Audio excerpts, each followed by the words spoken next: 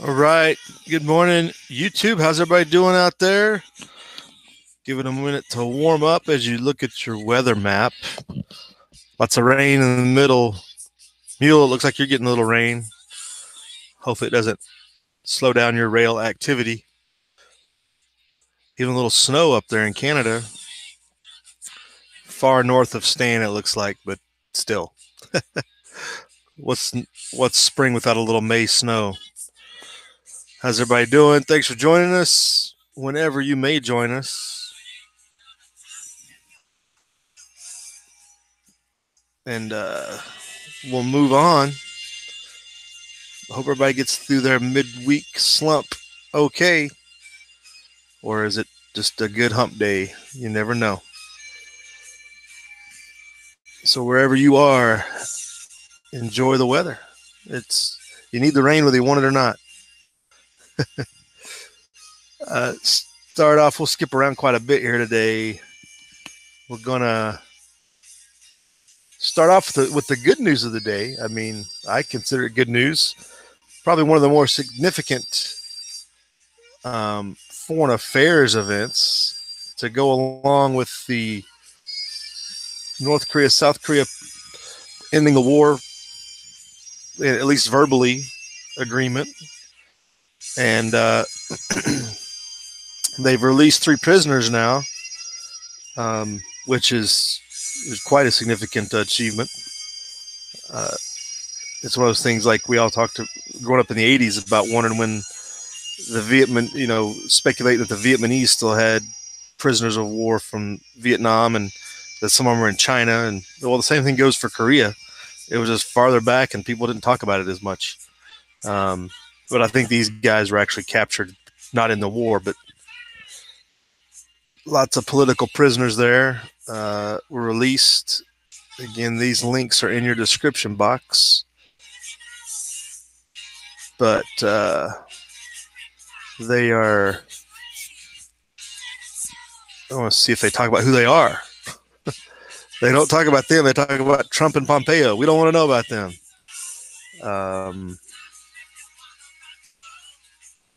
Oh, my goodness. They're going through this whole article without even talking about who these guys are. It's a problem with news today. They don't talk about relevant stuff. Okay, way down here, 6 paragraphs later, it's 3 American men, Kim Hak Song, Kim Dong Chul, and Kim Sak Duk. If I said that right, I tried to. His name is also known as Tony Kim, so that was much easier to say. They're in Andrews right now, or at least at the time of this report. They had been in a labor camp and were moved to the capital of Pyongyang at some point during this negotiation. The one guy, Tony Kim, they were talking about, was detained as recently as April 2017. One of the other gentlemen was detained in May of 17, and the other one was sentenced in April of 2016 to 10 years in prison, charges of espionage and subversion. So there you go. Fortunately, they're released, so that's good news. Good, significant. It would be nice if they had rearranged this article, and like bump this paragraph up to the top. Read about the important stuff. You can talk about Trump and Pompeo later. They're gonna get plenty of front page news.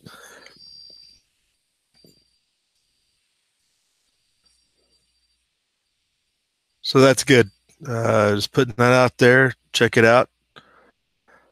We'll see where all this stuff leads, all this feel-good kumbaya feelings, if it leads to anything else. Further peace activities, or I don't know. We'll see what happens.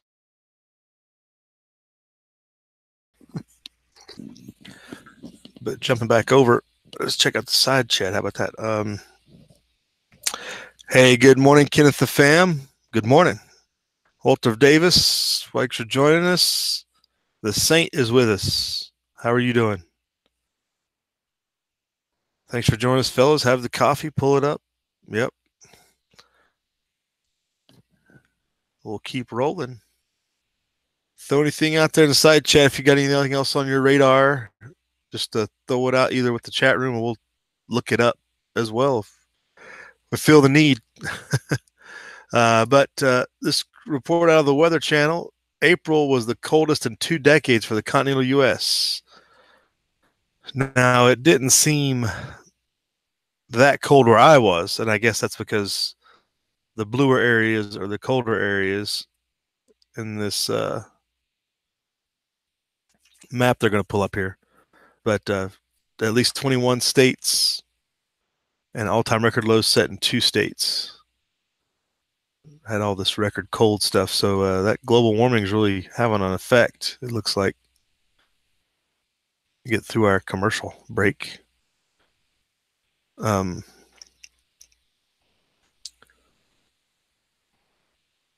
April was a little. We talked about a lot of that significant weather that was coming through. It started in March, and it was like storm after storm after storm after storm, back to back, like 2 a week. Kept rolling through. So you can see the ones in blue are below average temperature. Red, I guess we were a little warm.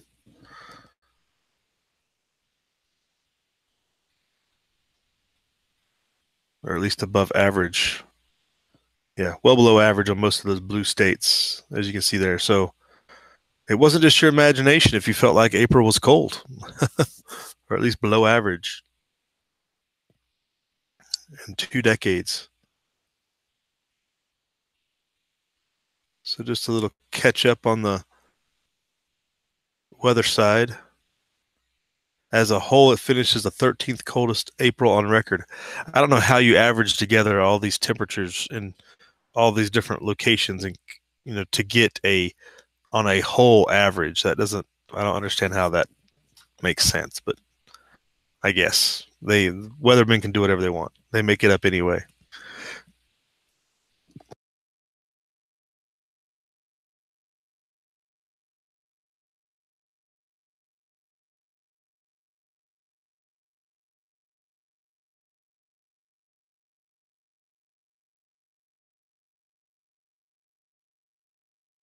And it says here, actually, Arizona was its second warmest April on record. So just a flip of the switch. And so if you wanted to get out of the cold, you could have went to Arizona for sure. A lot of Canadians I know come down to Arizona for the winter. And this is what they're saying the rest of the world looked like as record. Cold was ensuing in America. Everywhere else was basically above average warm is what they're saying here with the global map.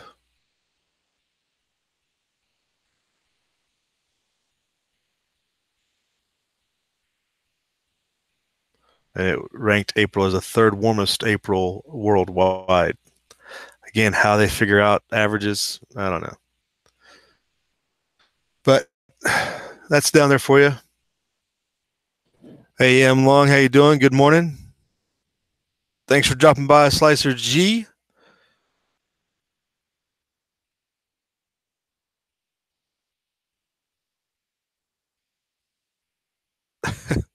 You're counting down all the days of the year, Long. Today's the 114th day of the year. 75 and rain. Are you saying it's snowing where you are? Wait a second. There's no way it's snowing where you are. I'm confused as what.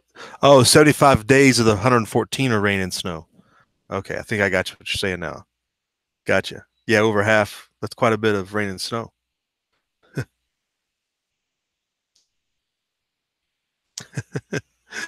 Okay, I think I figured that out. All right. Moving on. Concern in your neck of the woods there, M. Long.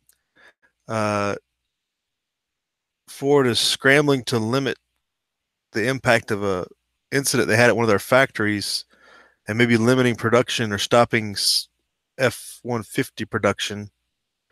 They have a supplier plant in Michigan that a fire broke out in, and it's going to break down.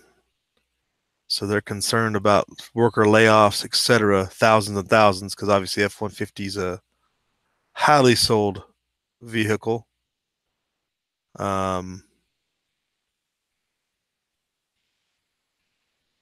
Final assembly of the F-150 is crippled by the lack of critical components after a fire knocked out production at a supplier's plant in Michigan.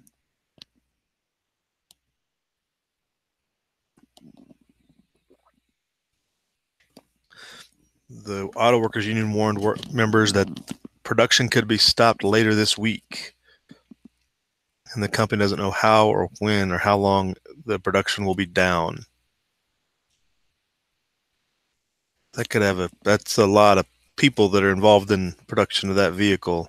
A lot of people want to buy that vehicle. Could have significant impacts when you talk economically.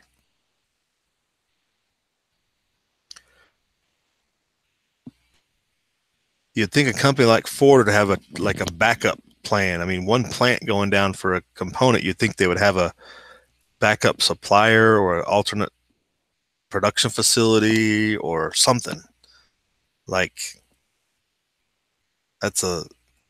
seems like a little short-sighted to just have one point of failure within something that important to your company. As an example, Ford sold 73,104 F-Series pickups last month. That was the F-Series, with the majority of those being F-150s.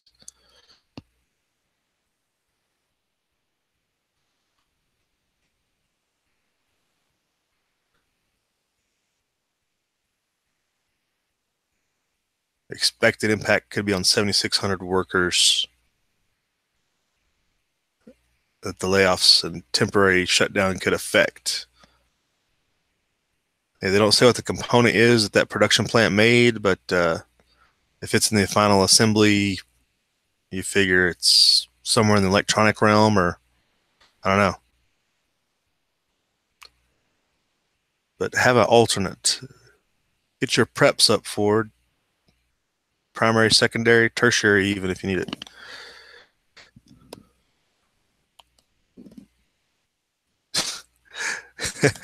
Everybody wants an F-150 even though they suck now, Walter Davis.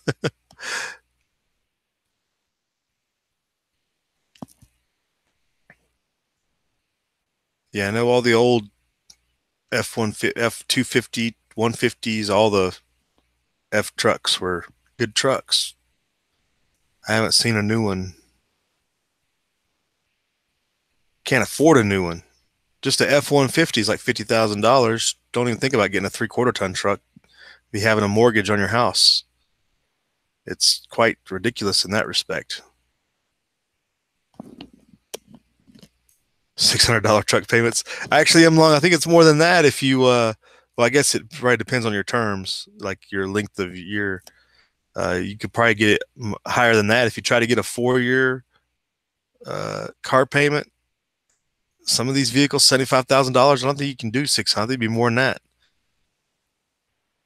Some of these vehicles are pushing 100,000. If you get top of the line F-350, you're up at 90,000.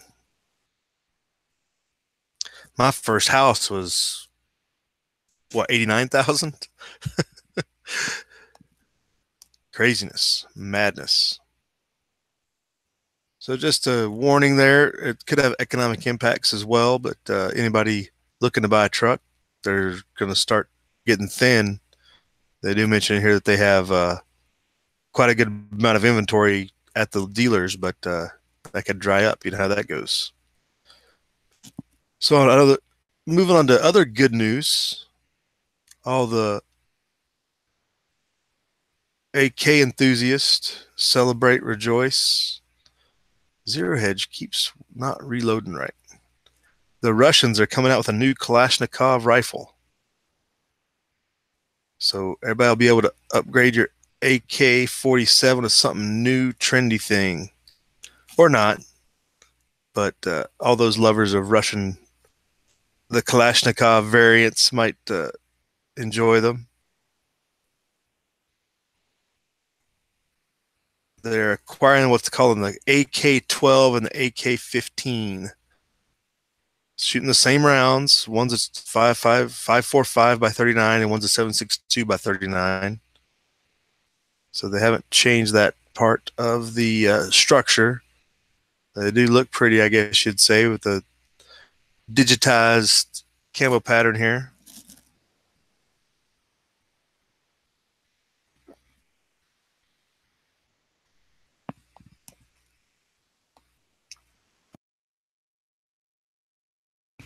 So I mostly picked this out from Mule and Rebel so they would be able to ogle over them. If they hadn't, they probably knew already. I don't know. Nobody's talked about it that I've seen, but it says it was announced in January. So it kind of is old news, but it just popped on the Zero Hedge today. They've already been through field training, exercises, and been worked out that way. I got a lot of specs down here at the bottom. You can compare that at your leisure to your current AK variant. Why they went down in number to AK-12 and 15 instead of up, I don't know. I guess they figured might as well seem more like the AR-15, AK-15. Empty weight is 7.7 pounds. So that seems like it's quite a bit lighter. Probably added a lot of composite to it. Probably doesn't use a steel receiver and everything else.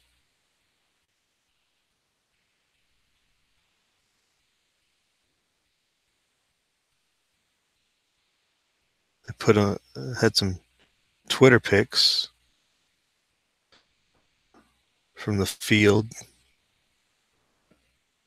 So yeah, you might be able to get a new AK soon. I would imagine it's probably gonna be just as efficient. It's got rail systems for all kinds of fancy doodads to put on it. It says here they'll continue using the AK-74 into the early 2020s. The Spetsnaz will receive the AK-12 as a part of the initial rollout, I guess. They're the selected targets.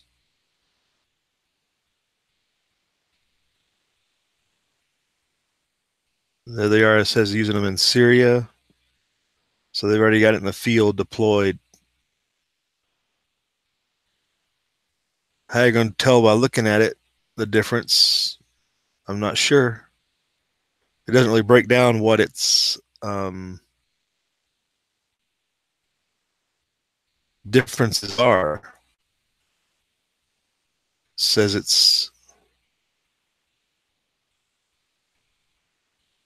it doesn't say what the manufacturing process, how it's manufactured differently, or what the tweaks are to the design, but just says it's capable of red dot, night, IR sights, underbarrel grenade launches, forward grip, lasers, flashlights, more. It's got modern ergonomics, which I don't know what that means when you look at it. Looks like there's a video link to a YouTube video, so maybe that'll explain some of that if you want to check it out.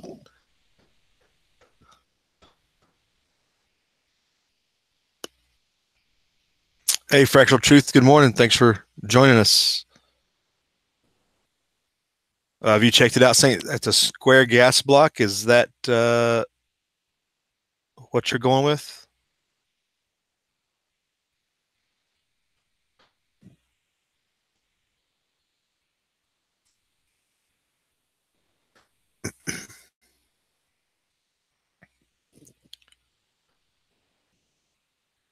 Yeah, I guess they that's what the Russians do, right? They put the year at the end. I forgot about that. So maybe they started developing one in 2012 and one in 2015. So that's the year they assigned it. I guess if they want to go off the old convention, that may have been what they did. That makes sense. So there's a link below if you want to go check that out. I mean, there's a YouTube video in this article, so it might explain a lot of those details as well. But who knows when we'll see any of that over here, if ever. Other than, well, I'm not going to speculate on the, the negative side of it. Uh, Moving on, talking about Korea earlier and whatnot.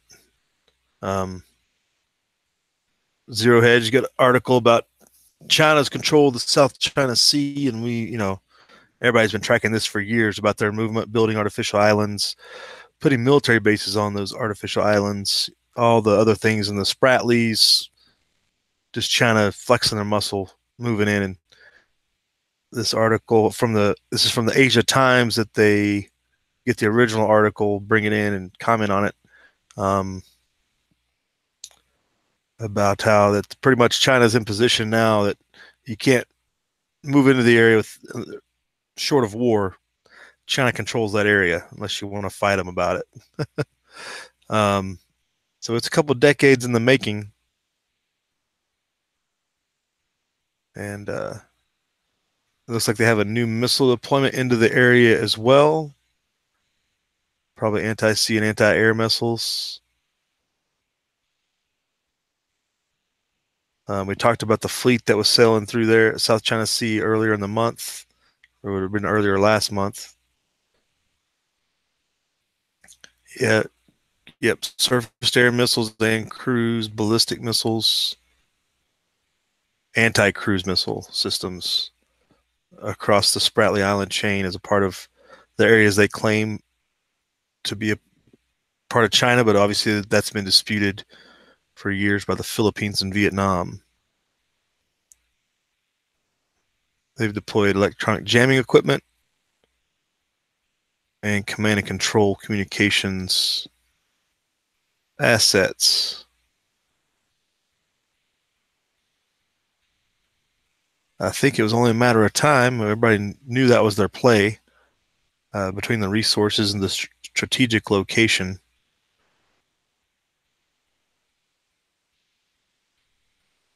It is a major sea lane, as they say here. Over $5 trillion worth of global trade traversed the South China Sea last year.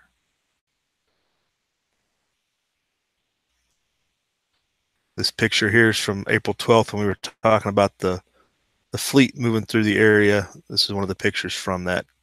It was a staged picture, obviously, for propaganda purposes. Got a map breakdown you'll probably have to pull in to see this. I don't know that that'll... Okay, that come up pretty good. Locating a lot of locations, the different disputed islands, the different places China has put their assets. They seem to have quite a bit of detail, how they know so much in so much detail, but it's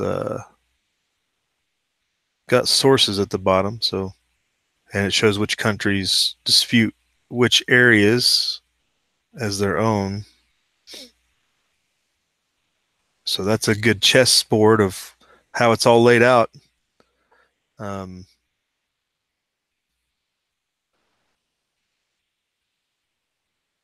lot of claims by a lot of different parties. People might get pushed out by this effort, and by China, they're kind of saying, yeah, you little guys don't matter.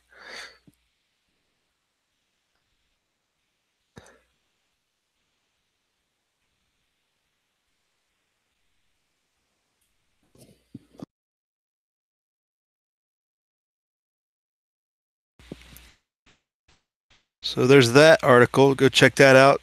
Further discusses some of the potential impacts in foreign affairs and U.S. involvement, et cetera, in the region. I do have one more thing I want to get to before we close this out. We're running short in the last.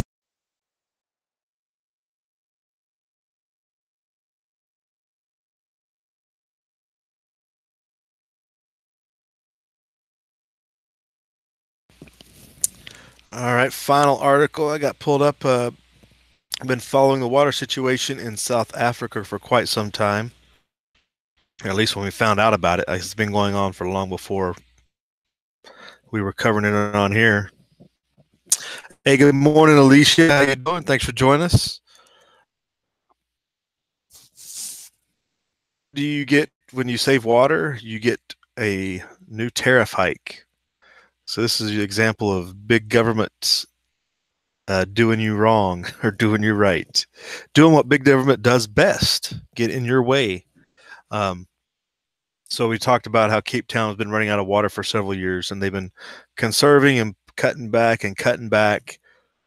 Well, guess what? All that fees that people were paying for water aren't coming into the city anymore. The city is trying to find alternative sources of revenue to cover that cost. Question I have: why wasn't the people that were when they were paying for water? Why wasn't that going to the delivery of services of the water? It must have been going to something else. If now that because if you're paying for the delivery of water and you're reducing the delivery of water by people using less water, then you shouldn't need as much money to deliver water. But now that since that income is gone, you need to replace it because you were siphoning those funds off to use in other things before. Did I explain myself right? That's what's going on here, I think. So now they're faced paying more for what water they do use. I mean, this tariff hike that the city is looking to put on them. So now they're conceding that the most water conscious citizens now face paying up to 55% on their water bill. Good job saving all that water. Now you're going to have to pay more money. Work harder for us. Local authorities are looking at ways to compensate for dramatic reduction of water usage in the city. Why would they have to compensate? It should cost less to deliver all that water, right?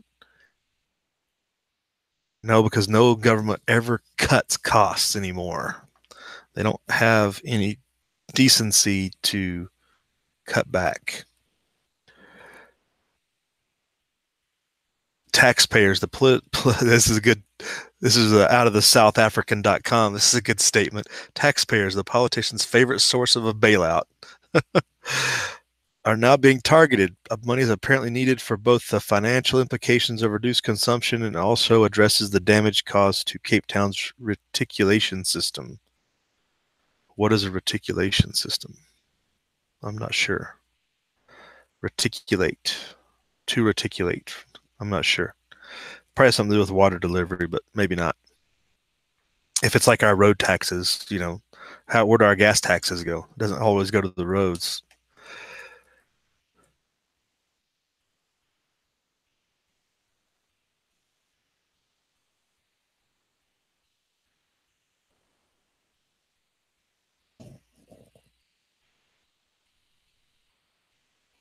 The municipality looked at a 26% increase, but have decided that only applies to non-potable water.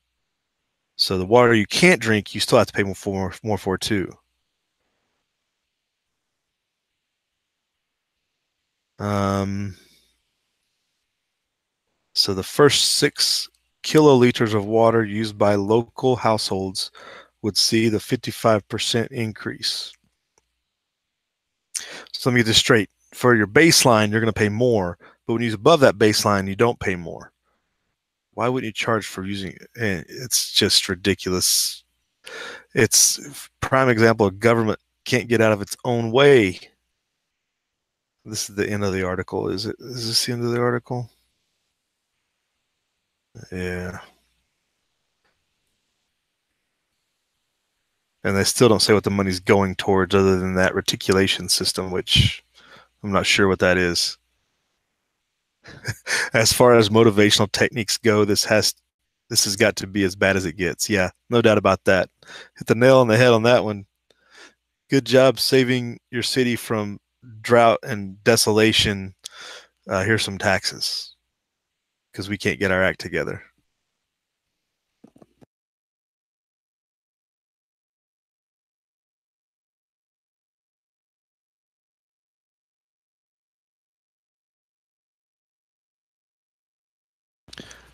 Yep. As they talk about the fear tactics, all the different things that people went through and sacrificed leading up to this, what they called Day Zero, which they pushed off and didn't implement. A lot of people were running around. As it says here, the city you live in is running dry. You're told to just use 50 liters of water per day. You go along with it, sacrificing personal hygiene and all of your home comforts. You're frightened about having to go and queue up for water, so you have 2-minute showers and stop flushing the loo. So yeah, the people went all of these efforts, and there was a good video I shared on the G Plus of that gentleman. I believe he's German, who was visiting. His parents had lived in South Africa, and it was new to him, so he kind of documented it on his YouTube channel. His YouTube channel, nothing about politics or anything, so it was. But he did a real good job of explaining what he was doing while he was there, saving water. Limited showers. Documenting that the water is in fact turned off at certain times of the day, et cetera, and whatnot. And they went through all this stuff just to be told, you're going to have to pay more for your water. I wonder what they did with that. And it's not because the city. The reason the tariffs being put in place is because people use less water, so they were paying less. Because the city didn't cut back on its costs to deliver water, or whoever the water supplier is. I'm sure it's a government, quasi-government agency that's funded through taxes in some way. So yeah, there's your government, efficient government at work. Anybody else have anything out in the side chat you want to bring up?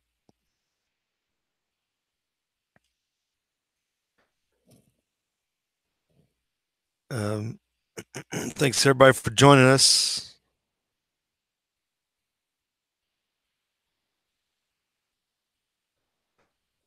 Well, actually, Walter mentioned in here that the tariffs don't apply to indigent or poor households. So what that means as far as the rich, they probably don't have a water issue, but they still have to pay the fees, I guess you'd say. Everybody was cutting back from what that guy documented in that YouTube video. I'll try to track it down and put it in the description box below at some point. I have to track it down. That was a couple weeks ago, but it was a pretty good document viewpoint of what was going on and whatnot. Fractional truth. We're not going to talk about urine therapy. I wouldn't recommend that for anybody. I wouldn't consider that a healthy alternative. And as we talked about yesterday, there's still the land grab issue in South Africa. There's lots of things coming to a head in South Africa. I don't think the drought is necessarily they're not out of the woods on the drought, but they didn't have the impending doomsday of having to line up for water rationing and stuff like that at this time. They've fended that off. So, but now they got to work harder to pay the government for something that they can't do right to begin with. So, failed government. A prime example there, I guess you'd say. Yeah, Barry, we talked about the desalination issue. They do have 3 plants they're working on. One of them, I think, is supposed to come up this week, but they're far short in their desalination as far as providing them total amount of water that the city uses. It's, hundreds of thousands of liters short. Even once all 3 of them are up and running, I think it's far shorter than of what they use total. But it'll help, mitigate some of the effects, I guess you'd say, of the total rationing. I'm sure this tariff hike won't go to delivering any of that water, but they are working on the desalination, because that you would think that would have been a prime solution. But places like LA and you would think would be working on that too, but are they? No, they just keep stealing it out of Northern California and Lake Mead because it's the easy way out. and that's gonna come back to bite them in the long run, I think.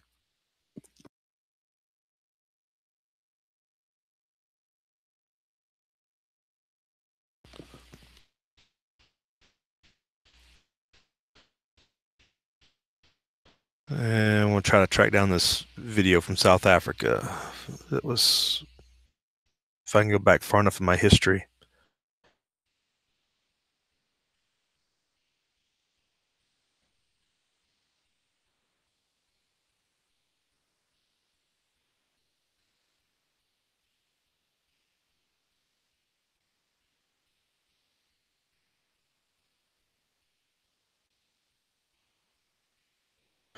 Your history just goes on and on and on. Anybody ever look back through your video history? Talk about squirrel trails. You can tell when you get off on a rabbit trail on YouTube. You go back and look at your history, like, oh, that was the day I was looking at that. That was a rabbit hole.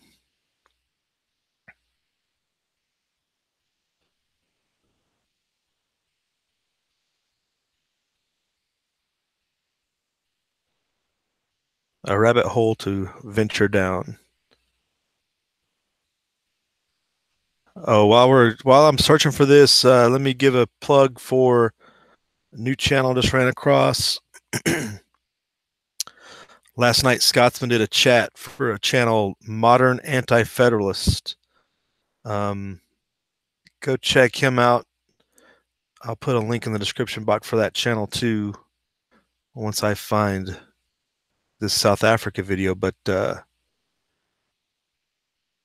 they were just putting him out there.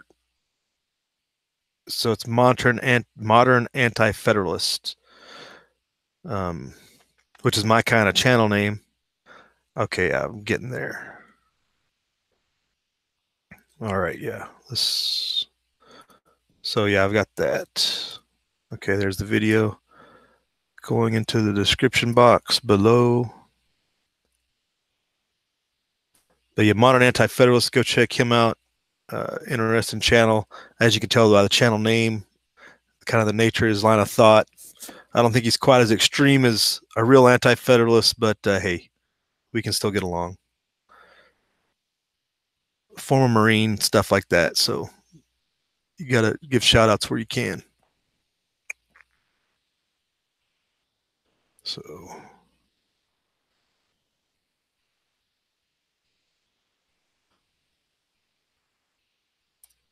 all right. I'm putting 3 different videos at the bottom of the description box down there of that guy's South Africa story. And now I got to go find that channel. Link.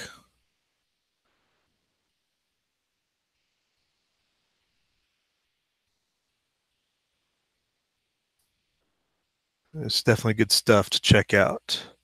And I am getting way over time, so I better bounce out of here.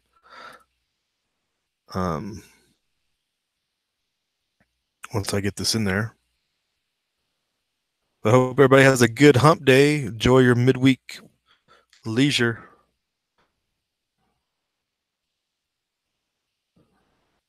Stay out of trouble, and hopefully we'll see you back here tomorrow.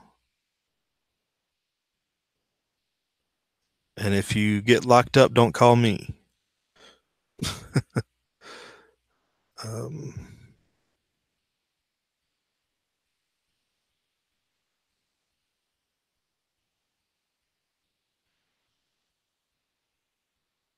Yeah, and if you're looking for the modern anti-federalist, it's the at the front of it. The modern anti-federalist, kind of like the HDP. Got to throw you off by putting the in the front. So that's the bottom too. So go check those out. Everybody have a good day. Enjoy your. See you in the morning. Live free.